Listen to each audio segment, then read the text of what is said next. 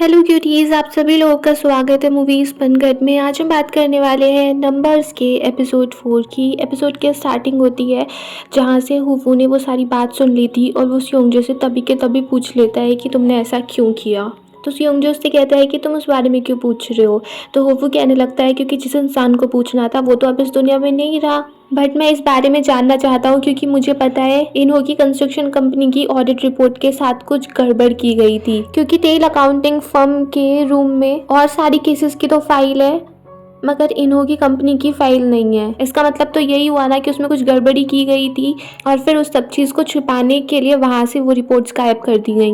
और जब से मैं यहाँ पर आया हूँ मैं उनको ही ढूंढने की कोशिश कर रहा हूँ और इसके लिए मैंने यहाँ पर ज्वाइन किया था क्योंकि मुझे जानना था कि उस रिपोर्ट में ऐसा क्या लिखा हुआ था। सियोंगजो कहने लगता है कि अगर वो तुम्हें रिपोर्ट मिल भी गई तो तुम क्या कर लोगे। तो वो कहता है मैं उससे पता लगाऊंगा कि सबके पीछे कौन था और फिर मैं उन्हें कभी चैन से जीने नहीं दूंगा। सियोंगजो से कहने लगता है कि तुम्हें लगता भी है कि ऐसा सब कुछ पॉसिबल भी होने वाला है कभी। तो वो कहने लगता है कि तुम्हें कभी लगा था जिस इंसान को तुम वो बैंकरप्ट लेटर दिखाने के लिए आए थे वो आज तुम्हारे सामने खड़ा होगा, तुमसे ये सब बातें कर रहा होगा। तो मुझे जानना है कि वो रिपोर्ट्स कहाँ पे हैं। दूसरी साइड दिखाते हैं चेंजू डायरेक्टर सिम के साथ ड्रिंक कर रहा होता है और चेंजू थोड़ा अपसेट था कि उसको इतने ज्यादा रुपए में वो बैट लोन्स खरीदने पड़े, बट डायरेक्टर सिम उसको समझाने लगता है कि कोई बात नहीं, अगर तुमने थोड़े ज्यादा पैसे भी खर्च कर दिए कम से कम अब तुम्हारी कमजोरी के बारे में तुम्हारे भाई को तो पता नहीं चलेगा। मगर चेंजू उससे काफी ज्यादा अपसेट था और उससे कहने लगता है कि तुम मुझे यहाँ पर ये बातें समझा रहे हो, तुम्हें क्या लग रहा है कि तुम मेरे बराबर हो, मैं तुम्हें तुम्हारी अकाउंटिंग फर्म से निकलवा भी सकता हूँ। उसकी बात सुन के फिर डायरेक्टर सिम भी कहने लगते हैं कि प्लीज आप ऐसा कुछ मत कीजिएगा।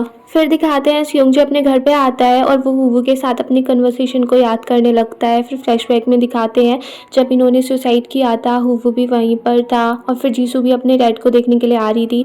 तो सियोंगजो उसको रोकने की कोशिश करता है कि प्लीज़ तुम वहाँ पर मत जाओ, पर जीसू वहाँ पर चली जाती है और फिर वो बहुत ज़्यादा रोने लगती है और उसको ऐसा देखकर सियोंगजो भी बहुत परेशान हो गया था और तभी अब उसको एकदम से अटैक सा आ जाता है। वो अपनी मेडिसिन लेने की भी कोशिश करता है मगर फिर वो एकदम से बेहोश ही हो जाता है। जब उसकी आँख खुलती है तो वो देखता है कि वो अभी सोफे पे है। तभी वहाँ पर उसके फर्म की एक अकाउंटेंट सुकमेन आ जाती है और वो उसे कह देती है कि मैं तो यहाँ पर तुमसे किसी काम के लिए आई थी और फिर मैंने तुम्हारी ऐसी कंडीशन देखी, अभी काफ़ी टाइम से तो तुम ठीक थे, अब फिर से ये पैनिक डिसऑर्डर कैसे हो गया, जो आजकल केस चल रहा था उसकी वजह से तो नहीं है ये सब। सियोंगजो कहने लगता है कि शायद इन सब चीज़ों ने मुझे थोड़ा परेशान कर दिया। तो सुकमिन उससे कहने लगती है ये सिर्फ इस वजह से ही है या फिर इस वजह से भी हो रहा है क्योंकि तुमने होवू को हायर किया है। बट सियोंगजो ऐसे कोई आंसर नहीं देता है और फिर वो होवू के बारे में ही सोचने लगता है। दूसरी साइड होवू भी इसी सब चीज़ के बारे में सोच रहा था कि अगर इन्हों की कंपनी उन्हें फ्यूचर में प्रॉफिट करने वाली थी तो फिर ऐसी रिपोर्ट क्यों लिखी गई जिससे उसको बैंकरप्ट डिक्लेयर कर दिया गया, सियोंगजो ने ऐसा क्यों किया। नेक्स्ट ऑफिस में दिखाते हैं वाइस प्रेसिडेंट डायरेक्टर तुमसे बोल रहे होते हैं कि कल जो तुमने किया वो काफी अच्छा था, मगर वाइस प्रेसिडेंट कह देते हैं कि मैंने तो कुछ नहीं किया, वो सब कुछ सियोंगजो ने ही किया था। तो वाइस प्रेसिडेंट उससे कहने लगते हैं कि मुझे लगता है कि मुझे तुम्हें इस अकाउंटिंग फर्म में एक पार्टनर बना देना चाहिए तुम्हारे फादर की वजह से। उसकी बात सुन के डायरेक्टर से उनको थैंक यू बोलने लगते हैं और कह देते हैं कि इस प्रोजेक्ट में जो सियोंगजो ने काम किया है मैं मेक श्योर करूंगा कि उसका क्रेडिट उसी को मिले। और फिर वहाँ से चला जाता है और अपने ऑफिस में आकर वो बहुत ज़्यादा गुस्सा कर रहा होता है और तभी वो एक अकाउंटेंट को फ़ोन करके उससे कहता है कि यहाँ पर जितने भी प्रोजेक्ट हैं जिनसे हम पैसे बना सकते हैं वो सारे के सारे मेरे पास लेके आओ, क्योंकि किसी भी हालत में मुझे इस फर्म का एक पार्टनर बनना है। फिर दिखाते हैं सियोंगजो को एक प्रोजेक्ट मिलता है एक कंपनी सोमाटेक के बारे में। इस कंपनी ने जिसान बैंक से बहुत सारे लोन लिए थे और अब जिसान बैंक टेल अकाउंटिंग फर्म के पास आया था कि वो ये बताए कि सोमाटेक को बैंकरप्ट डिक्लेयर किया जाए या नहीं। फिर दिखाते हैं हुवू योजिन के साथ वो उनके कैफे में डिनर कर रहा होता है और वहीं पर टीवी में एक न्यूज़ आ रही होती है कि चेंजू की कंपनी ने एक बहुत मॉड्यूलर बिल्डिंग बनाई है और उस न्यूज़ को देखकर योजिन भी कहने लगती है कि अंकल हिनो इस बिल्डिंग को बनाना चाहते थे, काश उस टाइम जीसू ने शादी कर ली होती, पर वो भी इतनी ज़्यादा जिद्दी थी कि जब तक कि उसके बॉयफ्रेंड के पेरेंट्स उसको एक्सेप्ट नहीं करेंगे वो उससे शादी नहीं करेगी। उसका बॉयफ्रेंड उससे कह भी रहा था कि वो उससे शादी कर ले बट जीसू नहीं मानी और फिर अंकल इनो की डेथ हो गई। मुझे तो अब भी लगता है जीसू को शादी कर लेनी चाहिए थी। तभी वहाँ पर वूंग जाती है और वो कहने लगती है कि इसमें जीसू की कोई गलती नहीं है, अगर उनकी डेस्टिनी होगी तो वो फिर से मिल जाएंगे। तो यूजिन कहने लगती है कि ग्रैंड माँ मैं आपकी ग्रैंड डॉटर हूँ, आपको मेरी साइड लेनी चाहिए। फिर दिखाते हैं सियोंगजो अपने घर पे होता है और वो जीसू के बारे में सोच रहा था कि उसने अपनी गर्लफ्रेंड के साथ कितने अच्छे मोमेंट्स स्पेंड किए थे। फिर दिखाते हैं ऑफिस में सियोंगजो होवू से कहने लगता है कि तो सच्ची में तुम हर रोज़ इस ऑफिस में आते हो और फिर वो इन्हो की कंपनी की ऑडिट रिपोर्ट होवू को दे देता है। उसको देख के तो होवू बहुत ज़्यादा खुश हो जाता है, मगर जो रिपोर्ट चेक करता है तो वो कंप्लीट नहीं थी, बस उसका एक छोटा सा सेक्शन ही था। तो स्योंगजे कह देता है कि अगर तुम्हें पूरी रिपोर्ट चाहिए तो तुम्हें मेरे लिए काम करना पड़ेगा सोमाटेक की ऑडिट रिपोर्ट पे। फिर दिखाते हैं वाइस प्रेसिडेंट टेल अकाउंटिंग फर्म में अनाउंस कर देता है कि सोमाटेक की ऑडिट रिपोर्ट वो लोग हैंडल करेंगे, और फिर डायरेक्टर से मुझसे मिलने के लिए जाता है। उससे कहता है कि क्यों ना हम ऐसा करें, सोमाटेक को एक फॉरेन कंपनी को बेच दें और ऐसा करने से हम बहुत सारे रुपए कमा सकते हैं, और सोमाटेक की ऑडिट रिपोर्ट में हम ये लिखते हैं कि उसको अब बैंकक्रप्ट होना पड़ेगा। पहले से अभी सोमाटेक में इतनी पोटेंशियल थी कि वो कई सालों तक कंटिन्यू कर सकती थी, मगर वो जिस फॉरेन कंपनी को सोमाटेक को बेचते उससे उनको ज़्यादा पैसे मिलते, और वो वाइस प्रेसिडेंट को समझाने लगता है कि इससे हम ज़्यादा पैसे कमा सकते हैं और मैं आपकी पूरी हेल्प करूंगा जिससे कि आप यहाँ के चेयरमैन बन जाएं, और जितने ज़्यादा से ज़्यादा लोगों के जेब में इससे पैसे जाएंगे वो सब आपकी ही साइड रहेंगे।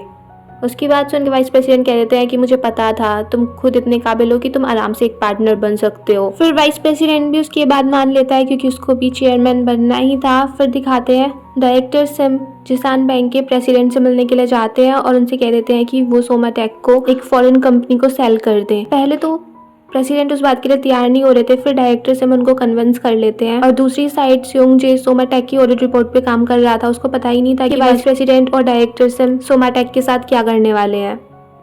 फिर डायरेक्टर सिम से मिलने के लिए जिसान बैंक का सीईओ आता है और वो कहता है कि स्योंगजे ने मुझसे कहा था कि अब से मैं अपने सारे केसेस उसके पास लेके जाऊँ। तो डायरेक्टर सिम कह देते हैं कि हाँ मुझे पता है, बैड लोन के चक्कर में तुमने उससे डील की थी। तो सीईओ कहने लगते हैं कि अब जब सोमाटेक को बेच रहे हैं तो मैं अब स्योंगजे से क्या बोलूँगा। तो डायरेक्टर सिम कहते हैं कोई बात नहीं, तुम उससे बहाना मिला देना कि तुम्हारे प्रेसिडेंट इस बात के लिए राजी हुए हैं, इसमें तुम क्या ही कर सकते थे। दूसरी साइड दिखाते हैं स्योंगजे ने फिर होवू को इन्हो की कंपनी की ऑडिट रिपोर्ट भी दी थी जैसे कि उसने प्रॉमिस किया था। रिपोर्ट को लेके होवू काफी ज्यादा खुश था। फिर दिखाते हैं वो योना के साथ एक फील्ड ट्रिप पे गया होता है और वहीं पर उसको कुछ कुछ बातें इन्हो की कंपनी के बारे में भी याद आने लगती है, और फिर योना उससे कहने लगती है कि मुझे पता है कि वर्क प्लेस पे अगर तुम्हारा कोई क्रश हो तो तुम उसी को देखते रहते हो, मगर हमें यहाँ पर काम करना है तो प्लीज़ मुझे इतना ज़्यादा मत देखो।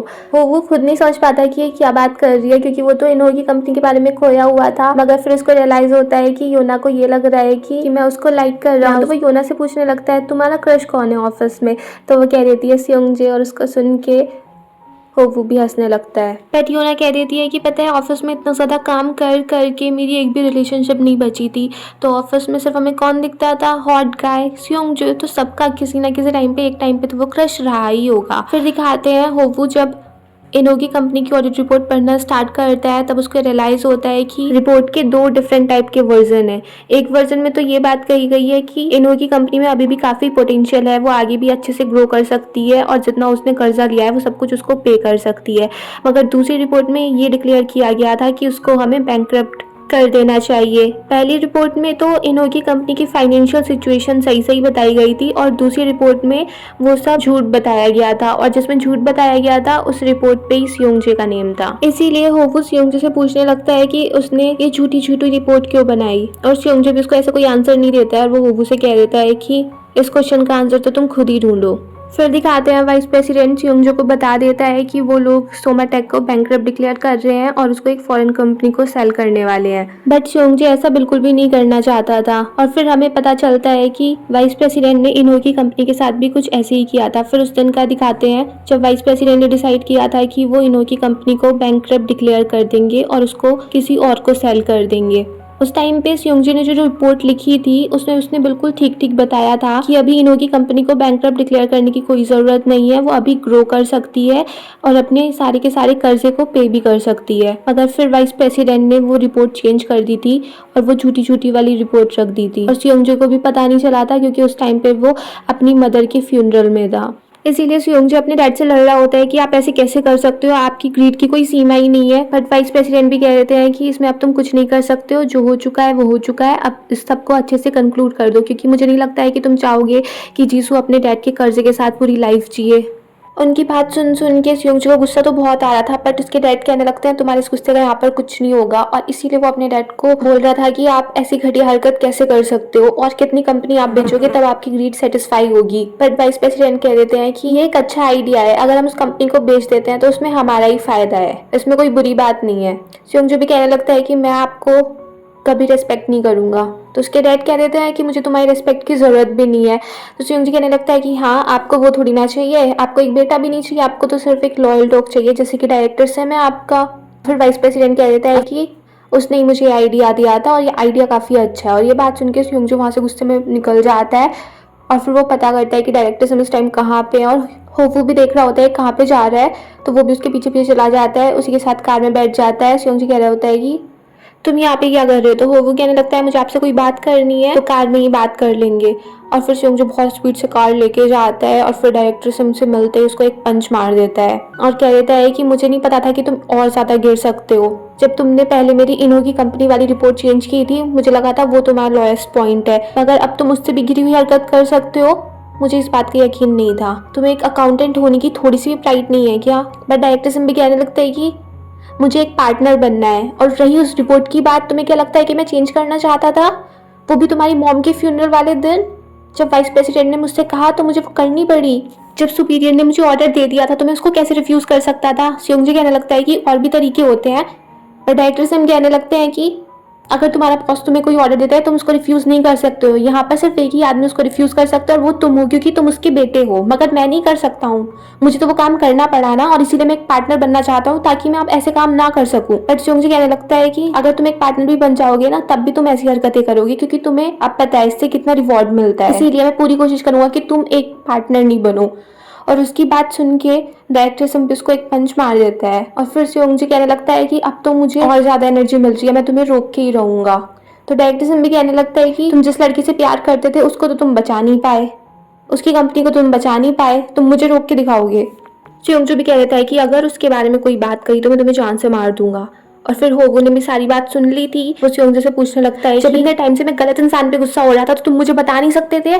मगर सुयोंग कहने लगता है कि गलती तो मेरी भी थी ना, मुझे इस सब चीज का ध्यान रखना चाहिए था।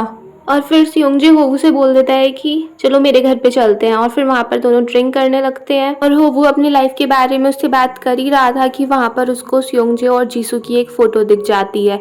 फिर दिखाते हैं सुयोंग होवू को ओरिजिनल ऑडिट रिपोर्ट दे देता है इन्हो की कंपनी वाली, और फिर वो उसको बताने लगता है कि जब मैंने तुम्हें उस दिन वहाँ पर कंस्ट्रक्शन साइट पे देखा था, तुम्हें कितना ज़्यादा गुस्सा आ रहा था, तुम कितने ज़्यादा फ्रस्ट्रेटेड थे, तुम्हें ऐसा देख के मुझे ऐसा लगने लगा था कि वहाँ पर मैं ही खड़ा हूँ। और फिर जब मैंने कई सालों बाद इंटरव्यू में तुम्हें देखा तो मैंने तुम्हें हायर कर लिया।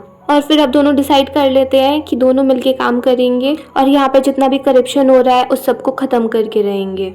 दूसरी तरफ दिखाते हैं डायरेक्टर सिम को होवू की बात याद आने लगती है कि जब उसने वो इन्हो की कंपनी वाली बात सुनी थी तो वो कैसे रिएक्ट कर रहा था, इसीलिए वो उसका बैकग्राउंड पता लगवाता है और उसको पता चल जाता है कि होवू जेंग इन्हो का एडॉप्टेड सन है। फिर दिखाते हैं डायरेक्टर सिम होवू से बात करता है, उससे पूछने लगता है कि उसने किस इंटेंशन से ये टेल अकाउंटिंग फर्म ज्वाइन की है, और वो उसे ये भी बोल देता है कि तुम अभी कुछ भी नहीं हो, तुम एक सिंपल से अकाउंटेंट हो जिसको कभी भी निकाला जा सकता है। जो तुम्हारी डैड की कंपनी के साथ हुआ, अगर तुम उसके रिवेंज के लिए आए हो तो उसको तुम कभी भी पूरा नहीं कर पाओगे। और उसके बाद वो एच के प्राइवेट इक्विटी से जल्दी से मीटिंग अरेंज कर देता है जिससे वो जल्द से जल्द सोमाटेक को बेच सके।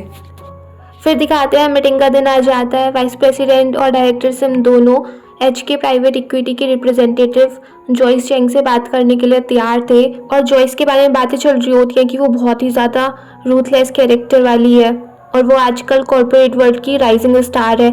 जिस दिन वो एक स्वार्च के ब्रूच पहनती है उस दिन तो वो खासकर बहुत ज़्यादा कोल्डली बिहेव करती है। फिर दिखाते हैं सुयोंग और होवू दोनों रेडी हो जाते हैं मीटिंग के लिए। फिर जॉइस भी आ जाती है और वो जैसे ही मीटिंग रूम में आती है उसको देख के होवू भी शॉक्ड रह जाता है क्योंकि वो जीसू थी, और सुयोंग तो उसको देख के बहुत ही ज़्यादा इमोशनल सा हो जाता है। और फिर जीसू उससे हैंडशेक के लिए आती है और कह देती है कि मैं जॉइस चैंग हूँ, और उसका हाथ पकड़ के सुयोंग तो बस उसको देखता ही रह जाता है।